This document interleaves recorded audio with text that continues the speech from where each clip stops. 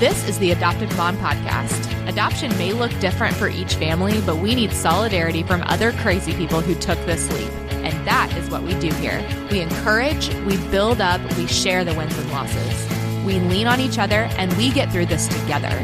Thanks for joining us. Welcome, everyone, to the Adoptive Mom Podcast. I am Alex Fitton, and today my guest is Sarah Avery.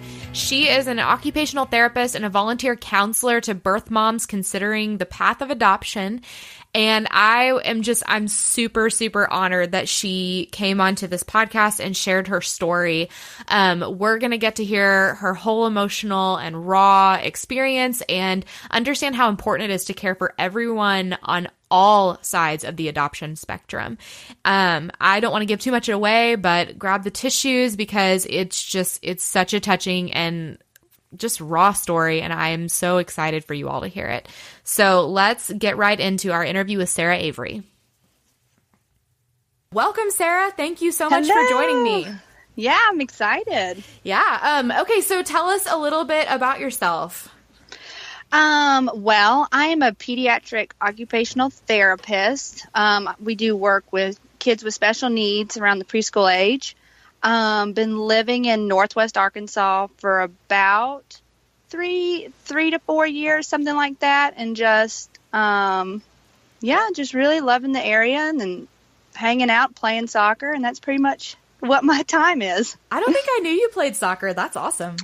Yeah, I haven't been able to give it up. I know all the younger girls are still getting the better of me, but I'm just not ready to give it up. Whatever. You seem pretty young and spry. Okay, well, that's awesome. And you're not from here, but you're from the South, right? Or more of the South? I was raised south side of Atlanta in an area called Noonan, Georgia. And then I went to undergraduate school in Mobile and then did my graduate work in Memphis, Tennessee. So I've just kind of been all over the South. Awesome. Yeah, living in different areas. All of our SEC rival areas, basically. Yes, so I'm always torn. That's okay. We'll forgive you. Yeah. Okay. So yeah, go ahead and let's just launch into your story. And like I said, if you need to grab tissues, you should probably do that now. And I'm not trying to put too much pressure on you, Sarah, but it's just such a good story. So yeah, let's just go ahead and start there. And it kind of starts back in Atlanta, right? It does. So I had just finished my senior year in undergrad and had gone home in May, and I had about till January before I started graduate school. So I was home and moved back in with my mom and just kind of working and getting mentally prepared to start graduate school. Started dating this guy, and things progressed rather quickly. And after a few months, I didn't really feel like this is who I was going to marry. Okay. So we broke things off, and maybe a week or so later, I go to my annual lady doctor appointment and for just my yearly checkup. And my doctor had been a good friend of ours for a long time. My family had lived in the same area in Georgia for forever, so we've always had the same doctors. And she poked her head in and said, are you here because you're pregnant? Oh, and my I gosh. said, hush. I thought she was just kidding. And I said, are you kidding? And she looked back at me and said, are you kidding? And we just kind of stared at each other. And even then, I thought, this is just a big mix-up. It's fine. So she sent me down to just do an ultrasound. She said, we'll clear this up. Sometimes things get mixed up. Well, the ultrasound tech did her stuff, and I spotted it before she did. I could see the little collection of matter there. And at 23, I was pregnant, and not with someone that I intended on spending the rest of my life with. And I ran out of the room crying. And in just total shock, I decided I'm not going to tell anybody. I'm not going to tell anybody right now. I'm just not, I need a minute. And that lasted for 7 months. I went on to graduate school. I didn't tell anybody. A friend of mine knew, and my sister knew. And you were living at home, right? I was living at home. And looking back, my mother said that she should have known something was up because I was not myself. Okay. Trying to hide essentially this depression, but not let on to anything. So I go on to graduate school, and in Memphis, Tennessee, they don't really have a cool season, really. I'm wearing sweatshirts with jeans that don't fit. So I decided at 7 months that it was time to tell somebody. So I called my mom and I told her, and it was one of the hardest conversations I've ever had because it's this shock, it's anger, it's just everything. And so, she came up and we just sat there like, what are we going to do? Wow.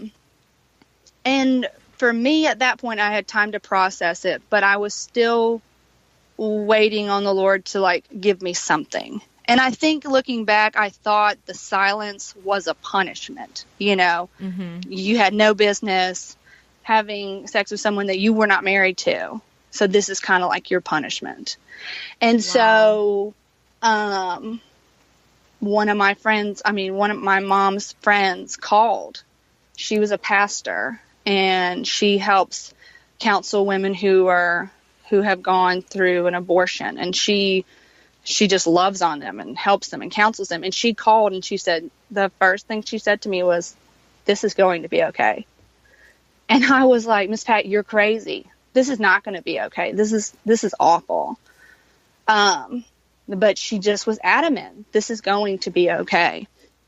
And so we, through a series of talking to different people, had heard about adoption. So we went to the adoption center there in Memphis, just to talk, to figure out what to do. Because I knew more than anything, I wanted my kid to have a 2-parent home. Okay. With 2 parents who knew and loved Jesus, because I spent half of my childhood seeing a 2-parent home and then having divorced parents at 15 and seeing the 2 different worlds. I knew which one I wanted, but how I was going to do that and go to school and make sure that my child had everything, I didn't have a clue. I didn't know what I was going to do. Wow. Or how I would make that happen. So let's back up a little bit. Before you made the choice to adoption, was there ever a point that you considered the alternative? Yeah, I would get down in the shower because I had 2 roommates and I didn't want them to hear me crying. And so I would just pray in the shower. Lord, if there is any way that I can raise my child, I need a sign. I need to hear from you. And I was never, ever at peace about that. But that was always something that, that I was just praying for. That, something the Lord would come up and be like, this is how you're going to do it. This is how we're going to make this work. And have this child have everything that you want them to have. Yeah. And it just never happened. And I was getting closer and closer to my delivery time, and I wasn't at peace with that decision. With keeping the baby. Mm-hmm. With parenting on my own, or I wouldn't have been on my own, but it would have been, they would have been split between, and I couldn't stomach it. And at the adoption center, you're given a birth mom counselor. And my birth mom counselor and I were talking. We did pros and cons for weeks, I wrote down paperwork of pros for adoption, pros for parenting, back and forth, till finally I realized there was no way that I could have what I wanted and they not miss out on something. And that being a 2-parent home and seeing, Jesus in a marriage. And that's when I realized I needed to make plans and set everything into motion to make sure that they had that. And so that was through adoption. Wow. But, I think the Lord has a way of protecting us from our own decisions sometimes, because I think if I had known about the emotional storm that was coming after my child was placed, I would not have done it. I would have been too afraid, Right. too scared, too, just out of fear. Absolutely. And so I decided, I'm going to put everything I can into ensuring that my child has what I want. So I started looking at books, and I knew my child is biracial, and I knew I didn't want them to stand out. And there was only one African-American family adopting, just one. And I was like, okay, Lord, okay. And I never met with another family. They were the only couple I ever met with. And they wanted closed adoption, and I wanted open. So there was some conversations, like, how do you make that work? What's middle ground for this? And it was hard for me because I was seeing such fear. I don't know if it was fear, but they wanted my child, but it was very clear that they weren't really wanting me. And that was hard, because you're already kind of carrying shame with it. I mean, pregnancy out of marriage is a sin that everybody gets to see. You don't, there's no hiding it. Everybody sees it. And so you're walking with your sin for everybody to see. And the feeling of not wanting you, that's hard. It's hard for anybody. Right. Well, and but not to sound like a therapist, but how did that make you feel? Walk us through the emotion of that, of not feeling like a part of you. Because at that point she was a part of you. A part of you was wanted, but the other part wasn't. Right. So I had not found out what I was having. And then, it was hard for me because a lot of the adoption books they had, we want a girl or we want a boy, we want this gender, and we want, this, that, and the other. And I felt like we're picking for puppies here. Like, I felt like, are we called to adopt?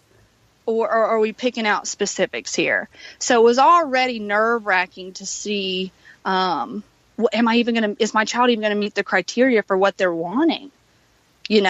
So, which added an extra level of kind of pullback for me, because I wanted someone who wanted her, and I found out it was a little girl. Who wanted her for whoever she was, however she looked.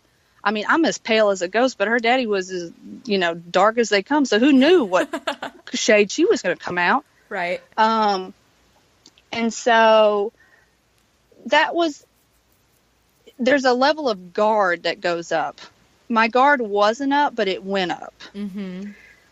And I didn't understand the other side because I'm a very extroverted person. And I was like, man, if we're going to do this together, I need us to just love the tar out of each other, because there's no way that this cannot be anything other than good, you know? And I told them in one of our meetings, I said, if we don't have a good relationship, then I have saved her from nothing.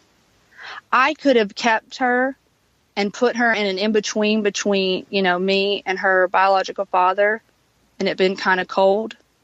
I could have done that on my own, but I'm looking for a full circle of just surrounding with love and acceptance and the package deal when it comes to biblical adoption and how, we love, everybody's baggage. Yeah. And I'm sitting here thinking you were 23 and you had that wisdom. That's amazing. Well, thank you. I just, I think you have to grow up so fast, know? I can imagine. And so it was hard. We didn't click right away. I knew that they were who the Lord had, but I wasn't happy about it. Okay. Because it wasn't the picture perfect that I wanted. I was already afraid. I needed someone on the other side to be like, you're good, sister. Like, we're not afraid of you. We're not going to take your child and run. We're in this because we were called to this, or families who can't have children of their own, Right. This is just the way the Lord has led them. And so after she was born, we had a little ceremony, and I handed her over, and it went from like this joy and everything I had planned. I'm going through all the checklists of things I wanted for her. She's got it. She's got it. She's got it. She got 3 older brothers. She's not going to stand out. She's got a Christian mother and father to raise her, and then it was like a funeral. Wow. But nobody had died. And so it's this hard place to be in because nobody outside of our family could kind of grasp what we were feeling. Right. Nobody had died, but someone was lost. And essentially, in our minds, for forever, because she's theirs now. Mm-hmm. She's not mine. And so the 2.5 years after she was placed, and I saw her, I still see her every 6 months, and I get pictures every 3. So I knew I was going to see her. Mm-hmm. But the depression that came afterwards was intense. Right. And before you knew that, I mean, you're sitting in this hospital bed holding this baby, and take us to that moment where you had to choose, because there's a window and you could have said no, but at that moment you had a choice to make.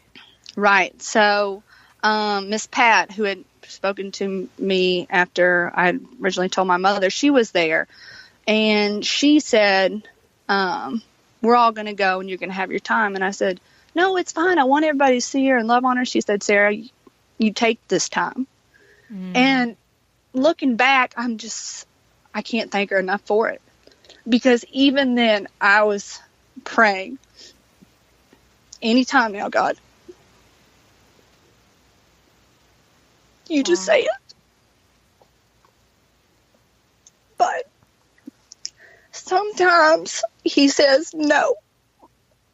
And it's not to be mean, but it's because he's got this bigger picture that you can't see in your sadness.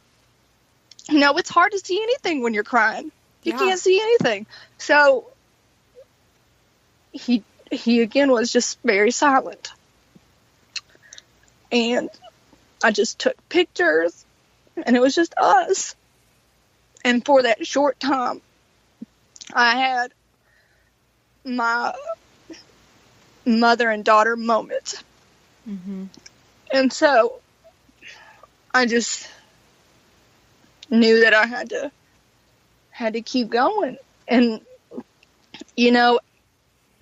it's a weird place to be in when you're doing what you're supposed to be doing, but your emotions don't match it. Because we think that if you're doing what the Lord has called, there's like this joy, and you're just singing praises the whole way through, and that's not life. Right, that's not reality. That's not reality, and that's just that's where I was. And even they wheeled us to the chapel, wheeled me and my daughter to the chapel, and everybody followed. And even then, everybody was so quiet. It wasn't really a celebration. It was almost like, again, like that funeral. Mm-hmm. And I know it was because my child's adopted parents, or her parents now, they don't know what to do with it. Yeah. And that's a fair question. What do you do? How do you be happy in someone else's sadness? And so that's where it is. That's where it was. And they didn't really care to do an adoption ceremony. I asked for that. Okay. Wow. Yeah, I asked for, I needed something that said, we're going to start this off with scripture. This handover time, just tears of not great happiness, but still in worship. Yeah. And that's what we did. And I was very thankful that they agreed to that, because I know that they probably wanted to get on home and be excited and happy, and, rightfully so.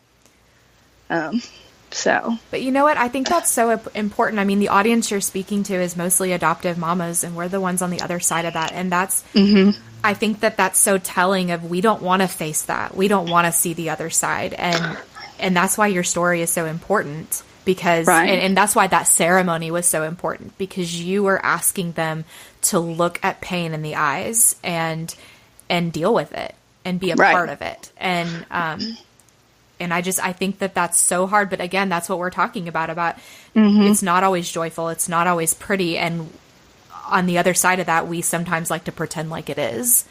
Right. But, right. I mean, just going on with your story. So you said in the 2.5 years that followed. Yes, it was awful. It was awful. And not every birth mom is like that, because I have talked to many birth moms who are years down the road from me, and they didn't feel the same way. They were at peace, and then their life kind of moved on. They were okay, and I just wasn't. I missed her more than I could stand. I was carrying all the physical traits of having a child. I had hips I didn't have before. I had a stomach and just everything. Those and even reminders. my mom. Yeah, and my mom had to stay with me a few days afterward, because everything else happened. I mean, like breast milk came in, and she and I both had forgotten about that. So it was just like this whole thing. Your body says you have a child, but you don't. And so those 2.5 years, I battled with God. I mean, I was so angry, because the heartache should kill you. But for whatever reason, it doesn't. And I was so angry by that, because I felt like it was so cruel. And my relationship with the adoptive parents wasn't good. It wasn't good. It was a lot of hurt on both sides, a lot of fear on both sides. Our visits were cold. My picture updates were not very informative, I was getting duplicate pictures that they had already sent me the months before. And it was this realization that when people sign up for adoption, they sign up for the child. They don't sign up for this emotional train wreck over here. And that was very hard for me, because I consider myself a very personable person. And I just set it in my mind, like, these people will learn to love me. Everybody else loves me. Why don't these people love me? I want what's best for my child too. I am not going to step in and confuse her. I don't want to confuse her. I've done her no good if I ever make her hate her mother, her mother, the woman who adopted her. I've done nothing by her if I do that. Right. But looking back, they were dealing with a whole set of things that I couldn't relate to at all, So it's kind of Satan's way of having both sides be like, well, they don't understand what I'm going through. They don't understand what I'm going through, or, you know, driving a wedge. Driving a wedge. Yeah. I mean, and, you know, I realized also nobody knows what to do with birth mothers. They don't know what to say to us. It's either, or it's all sorts of questions that you're just like, yeah, I thought of that. Yes. Or, you know, certain comments you're like, that's not helpful. So, you know, nobody knows what to do. We celebrate adoption, but we don't know what to do with the starting point of adoption. Right. You know? And I had to really come to terms and heal with the idea that there's pain on the other side of adoption, you know? I don't know why my daughter's parents decided to adopt, but I know that there are women who can't have children, and they wanted a baby. They didn't ask, they don't want all this, Lord. They just wanted a child, you know, and that comes with a whole nother set of hurts. But I will say I haven't met a birth mom who didn't say the same thing to the Lord. Like, God, there are so many women that want to have children. What are you doing? Like, I did not ask this. Like, literally, it's kind of like this thing where I don't know a birth mother who didn't say that, you know? Wow. And then on the other end, you know, these adopted mothers are saying, I want a child. Why did you, you know, allow her to have a child, but not me? And so, you know, it's this hurt on both sides. Yeah. Yeah. It is messy, but here I am. My daughter was 5 in June, and it's a beautiful mess. It's a mess, but it is beautiful. And and there's no other way that God shows up and shows out, you know? Yeah. Then times like this, then in mess, when you're like, there is no way that any of this is going to work out. And then he does it, and there's nobody else that could have done it but him, just making it beautiful. That's such an amazing perspective of just seeing that beauty from ashes. And you said you went through a dry spell with God with questioning. How long do you think that took after she was born that you wrestled with God? I mean, it was the full time, but I've been blessed with a group of girlfriends who, from the start, once they found out I was pregnant, which I did not tell them, they found out through a gossip train, you know, so that was fun. They have been ready to walk with me through this the whole way. And none of them knew anything about it, you know? Yeah. And one of them ended up being a birth mom counselor out of it. So that's so cool. Right? Yeah. And so when she told me she wanted to do that, I was like, you're crazy. This has been the worst experience ever. But she, you know, I've been fortunate and blessed to have that. And my birth mom counselor, who I'm still very close with and just love and adore, held on to me. Mm-hmm. You know, they did. And they kept saying, he's going to use this for your good. He's going to use this for your good. And you have to hang on to that small little answer that you had, that small little piece that you had that said adoption is the route we need to go. Mm-hmm. And Luke 1:45 has been my scripture that I've prayed over my daughter's life in general. And it just talks about, blessed is she who has believed that what the Lord has said to her will be accomplished. And that is all I had, you know. And I got to a point where I'm like, if adoption is what you want, if you bless adoption, we have adoption Sundays all the times at different churches. Nobody mentions birth mom. And I said, Lord, I need to know that being a birth mom is biblical. Mm-hmm. I need something. And you won't don't Google birth mom. You won't find in the Bible. I tried it. But you will find a story of a man named Moses and what his mom did for him. And goodness, she, to me, is probably, when I get to heaven, I just want to sit and just talk to. Because she, to me, is a more accurate representation of a birth mom. Because she had nothing to hold on to. She knew the life that was around her isn't what she wanted. And she packed a basket. I picture it that she put his favorite blanket in there. She maybe put some, like, a little bit of food or something that she knew that if anybody found him would know to give him.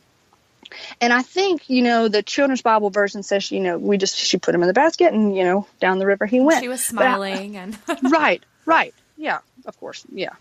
But I picture it is that she was running along that bank, just saying, God, at any point, I'll just say it and I will get him back. I will grab this basket up. Just give me one way, as she's like tripping and trying to keep up.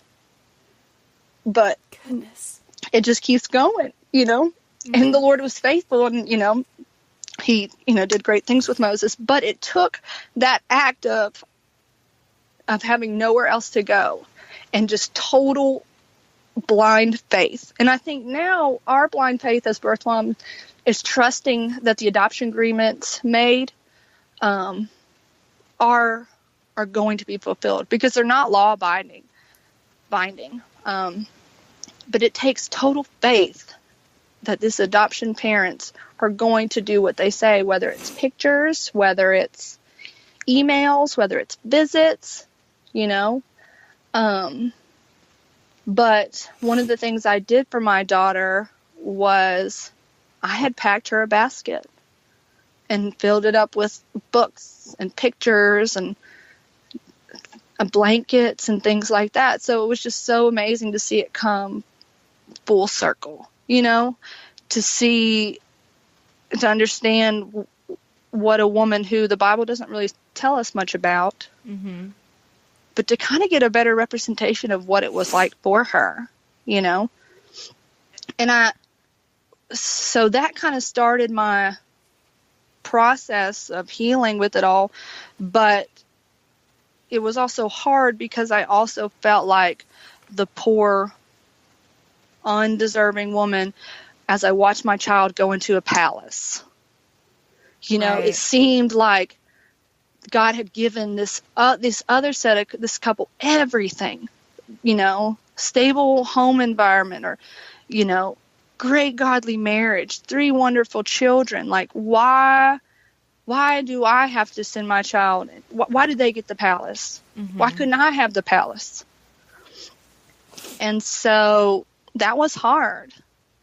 And it wasn't until I got a call asking me to talk to a 15-year-old girl who was dealing with an unplanned pregnancy. And I was like, absolutely. Yeah, I'll talk to her. And that's when I realized, like, okay, maybe the Lord is going to do something with this. Just being someone that girls can talk to. Because we got to be honest here. I mean, you and I live in a college town. If we think there aren't girls playing with unplanned pregnancy around here, then we got our head in the sand. Yeah. And so after, around a few years ago, around the time that you and I first met, I was just beginning to start to tell my story and be okay with the weird looks and be okay with the comments of, well, you're in a healthy place. My child's birth mom, she's not. And kind of articulating better the need to still have grace. Mm-hmm. That grace means loving someone who doesn't deserve it at all. And it's very easy to pinpoint why someone doesn't deserve something, doesn't deserve to raise their child, doesn't deserve to be mom. But it's even harder to have grace and say, God tied our stories together through this child. And while I may not know her, I'm going to pray for her. Right. Well, and not try to be the fixer. That's no, not, yeah. Because that's Jesus. That's mm-hmm. not anybody else. And that's kind of how I began to kind of heal. And I always now start with the same words that Miss Pat told me, like, this is going to be okay. And nobody ever believes me. I don't believe Miss Pat. But it is going to be okay because the child is here. There's still, a heartbeat. We're still We still got decisions. We still have options. And it has kind of become my ministry, if you will, to really challenge us as those of us in the adoption process and those of us who are in the church to learn to love the whole process. Because we have adoption Sundays, but very rarely is there mention of these women where this child came from. You know, just because you rescued this child from a home at a tribe in Africa or DHS care system, that doesn't mean that there's someone not grieving, someone not wishing, Lord, why didn't you help me get off of my drugs? Why didn't you, help me have a stable home? Or grandparents, aunts, all missing the presence of that child. And I think by not being comfortable with birth moms, we're essentially pushing girls to think that their only two options are to parent when they know they're not ready or to abort. Because the abortion clinics are telling them it's okay. It's okay. Whatever you've done, it's okay. You could come here. And that's what we as the church should be saying. It's okay. You're 15, you're 13, you're 40, and don't know what to do. That's okay. We know how to love you. What a powerful statement. Just that we should be saying the exact same thing as the abortion clinics are saying. Yeah. Wow, Sarah. And I remember, because if you know not you, but just if anyone listening knows a little bit of our story, I remember asking you, because we were in a situation where we had a birth mom that was kind of a loose cannon and we didn't know what to expect. And I remember coming to you and asking, what should my attitude be toward this? Because I'm just so angry. Yeah. And you told me to remember that even if she's on drugs, that's, it would be better coming from you. But what did you tell me? Well, I think I remember it, and I think I had told you just to really pray for her even more. Because if I had to sober up to the realization that my children were gone, I would never sober up. That's what it was. It was just so powerful when you told me. Yeah. That. Because how a woman grieves, how we all grieve, looks so different.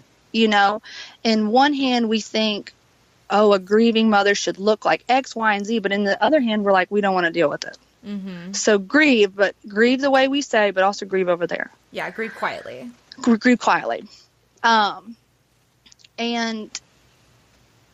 it's I know it's so hard. And I know people are going to hear this and be like, yeah, my child's birth mom is not like, you. She's whatever you put in place. But I would challenge, and what I usually say is, think about, even if you waited till you were married to have sex and you never got on drugs, you did everything right, you would still need Jesus to come and die for your sins just as much as her. So nobody's higher up here. We're all on this even playing field. Right. And so great adoption, especially open adoptions, and I think all forms of adoption really, though, grace. Even forgiveness, if you are upset at the life that your child's birth mother provided and, has caused some issues, it's got to be grace and forgiveness. Because essentially what we should be wanting is to show our children, either biological or adopted or whatever, how Jesus loves. And it's not easy. It's easy to love people who are nice and cool and whatever, but it is quite a testament to show Jesus' love to those that we don't think deserve it. Because they deserve it just as much as we do. Yeah. And if anything, it makes you stronger in your faith, Yeah. It only helps you. So where are you at now? What does she know you as? So she just calls me Sarah. She hasn't really asked many questions. I don't really know what her parents are. We haven't really talked about it in a while. When she was first born, we had talked about me being tummy mommy. That's just kind of a visual for kids to kind of follow. But she just calls me Sarah. And I see her right after her birthday and right after Christmas. So I think she pretty much just associates me with gifts, which is cool with me. So you just saw her then? Yeah, I just saw her, and we had birthday gifts, and we did chalk, and we just played. And I'm just so thankful that the Lord has, I feel like the relationship with her parents and myself are beginning to feel comfortable, consistently comfortable. And, you know, there's still a lot of things that the Lord has to do, but I don't walk away crying anymore, thinking, hello, are you paying attention? Because that was a nightmare, Lord. Like, I don't know what you were doing, but I did not feel you in that visit at all. I love that you talk to God like that, because I'm only just now realizing that you don't, like, you can talk to God however you need to talk to him. He knows what you're thinking anyway. Yeah, then the formal prayers are awkward for me, and so I just am like, I just talk, you know, and so I walk away from my visits, they're in better places, and she now remembers, okay, I'm going to see you again. So she said, next visit, let's decorate brownies and such and such. Oh, and I my said, okay. Gosh, that's amazing. Yes. So it's fun now. And, you know, one of the things that really kept me going during that really dark time, because, I mean, in full disclosure, like, suicide was considered a few times. Like, it was too much. It was too much to face everybody. It was too much to walk into church. It was too much to just feel like I had taken my mom and dad's one grandchild away. Like, it was too much. But I just knew that when she had questions, I wanted to be the one to answer them. Mm-hmm. Whether they're hard, whether she's angry, sad, I wanted to be the one who answered those questions, because I feel like I'm the only one that can. Yeah. You know, a lot of people can't answer those questions for me.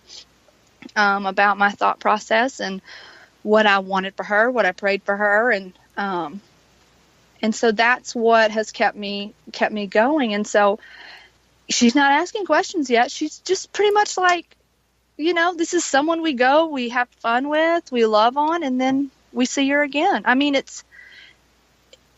I feel like I am biased, but if it's a possibility to have an open adoption, it can be a beautiful thing, because there's no secrets. Yeah. You know, the child gets to see where they came from, but also who loves them. And it's just encircled in this acceptance and total love of the package adoption deal, you know? Well, and on the other side, there's no, like, I mean, you know, I'm not looking forward to when my son gets older and we have to have that. I mean, he's going to grow up knowing his forever day and knowing how special he is because of adoption. So it's never going to be a, like, sit down conversation when he's 9 years old, but I'm sure there will come a time where he's going to have questions and I'm not going to know how to answer those. And it's so great that your daughter doesn't have to do that. Right. And it takes pressure off of her parents too. You know, what if she hits them with some serious questions and they're like, I don't know, right. You know? But I mean, it's just like, it's three ways, you know? I think a lot of times I tell people when I talk about my story, it's the third option. It's the option nobody hears about. You hear about parenting and abortion, but the third option is always there. Adoption and placing your child. But when you surround your child, you've got the adoptive family loving them, the birth mom loving them, and Jesus loving them. You've got that three. Mm-hmm. Just totally surrounding them in this love without any type of broken off area. Right. And if your child's birth mom is not in a place to do that, then that's when you cover your child and your child's birth mom in prayer. Mm-hmm. I mean, you got to make up for that lost area. And so that's so amazing, Sarah. What you just said is so awesome. I mean, everything you've said is so awesome, but you just keep hitting me with, like, these awesome truth bombs. You're just like, wow, how old are you again? Because well, yeah, like I said, you got to grow up quickly. I've had many nights to just stew Yeah. And so if nothing else, if I have nothing but toys and fun activities with my daughter, even if I had never had those, I told the Lord, like, should these parents ever just up and leave and we can't ever trace them, I will never stop praying for her. I will never stop praying for that time that maybe she turns around and looks for me, because the day before Mother's Day is Birth Mom Day. And I drive down to Birmingham, Alabama for Lifeline's Birth Mom Luncheon. And I sit in a room full of birth moms who just, nobody knows. They go back home. Most of them, people in their lives don't even know they're birth moms. And when I would go, the counselors and the women who helped put it on would be like, we're so honored to be around you. And that just used to irk me. Why you say you're honored? Do you know what I just did? I got pregnant by a guy I didn't know.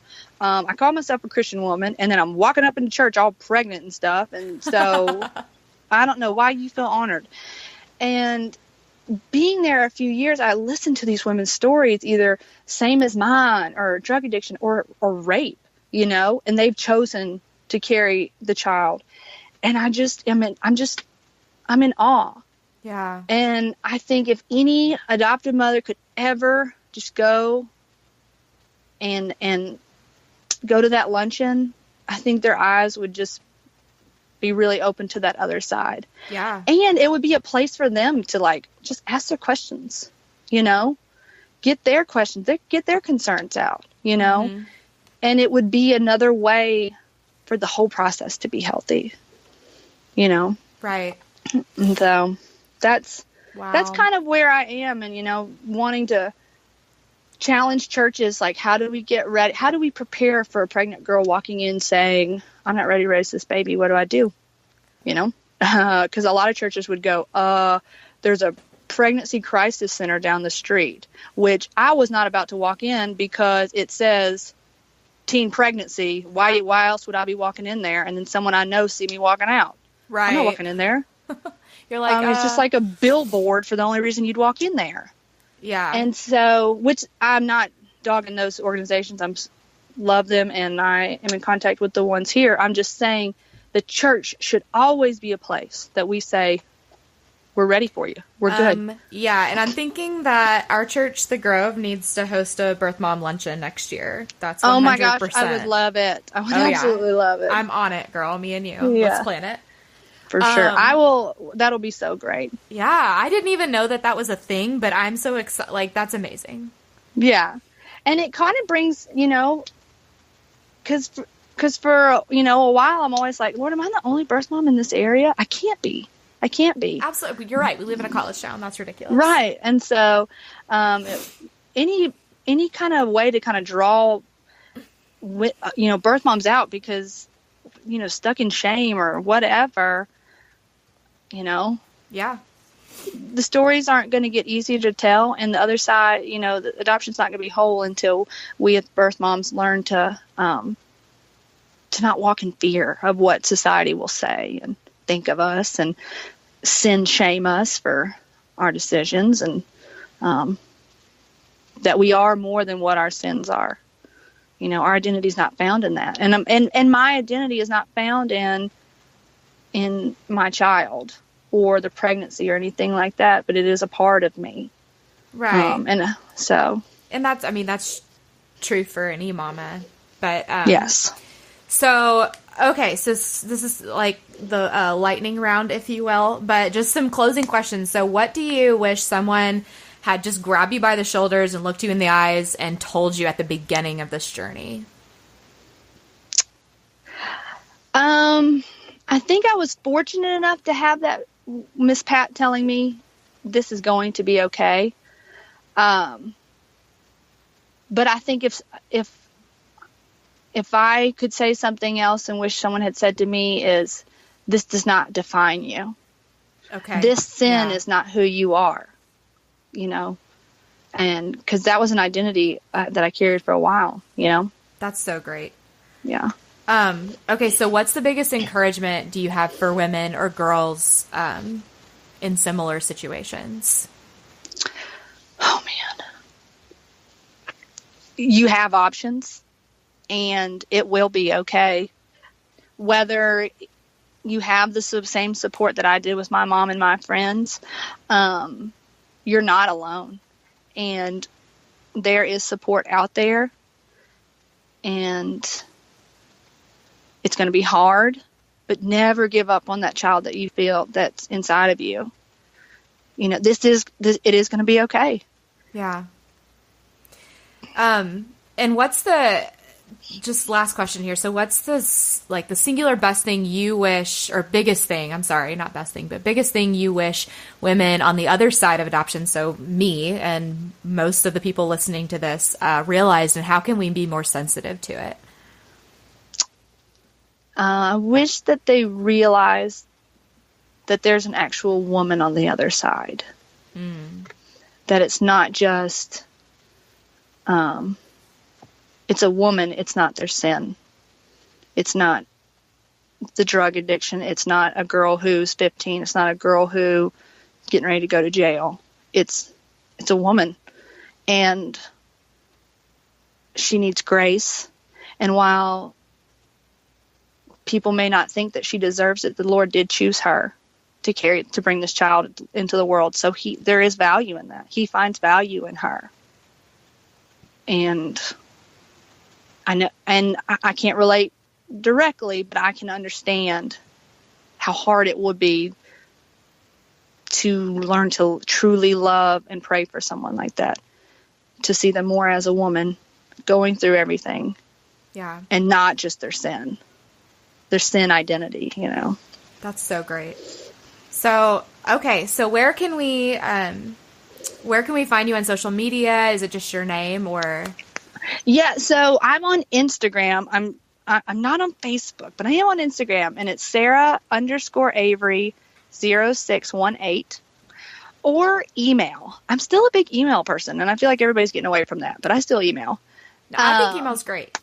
Yeah. And so I email, and I, like I said, you're a woman who's hearing this and is pregnant, or on the other side of adoption, or whatever, please contact me. I can, you can reach me at email. It's SAVERY 0610@gmail.com. And where do you counsel through? Is it Bethany still? I am still with Bethany, but I also still do some stuff for Lifeline whenever they ask me to. Both are really great organizations, very birth mom centered, but I think it's important to kind of see which one works best with you, because your birth mom counselor should be your Lifeline. Yeah. Essentially afterwards. So. Well, and I can attest that Sarah is as personable as she said she is earlier, and she's super open to questions and advice. So I'm very serious. If you are in that situation, really, really do reach out to her, because she's great. And Thank you. I'm so happy to know you, and I feel like I haven't talked to you in a really long time because we don't go to the same service at church. I know. But I really like you, and we should hang out more. Okay, yeah, let's do that. But thank you so much for being on my podcast, and I'm so excited for people to hear your story, and I think it's just so important. Well, thank you for asking me. I really enjoyed it. Thank you for listening to the Adoptive Mom Podcast. I know this stuff is hard, and I hope you found encouragement here. Remember, you are enough, and you're doing a great job. God wants to be at the center of this journey, and He is big enough to redeem all of our mistakes. Don't forget to check out show notes and other resources at theadoptivemompodcast.com. Thanks again for listening.